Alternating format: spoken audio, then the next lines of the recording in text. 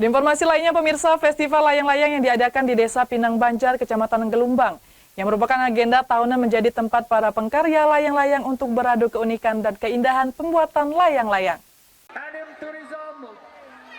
Memiliki lokasi yang luas dan angin yang kencang, Desa Pinang Banjar menjadi salah satu lokasi yang layak dijadikan tempat bermain layang-layang.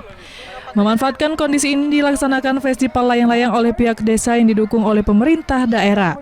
Berbagai bentuk dan ukuran layang-layang terbang indah dan menarik di atas langit.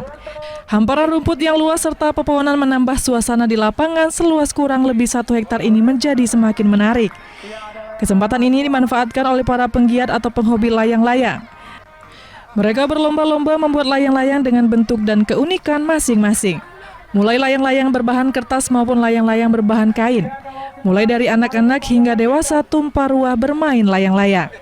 Karena di sini jarang ada gerobak bakso. Gerobak bakso ya? Ya. Idenya dari mana? Ya kita lihat-lihat di YouTube lah. Lihat-lihat dari provinsi luar lah kan. Di daerah-daerah Jawa itu banyak ya kan gini kan. Di sini belum ada kan di Kota Palembang ini.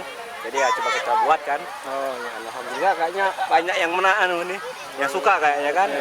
Ini sama keluarga atau sini Pak? Sama keluarga. Keluarga Pak ya? Di Desa Pinang Banjar. Sengaja datang ke sini Pak untuk ini? Apa? Sengaja datang untuk? Sengaja datang untuk nonton.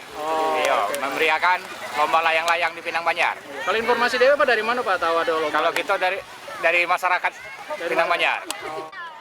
Dari Muara Enim, Edwan Sasatria, iNews melaporkan.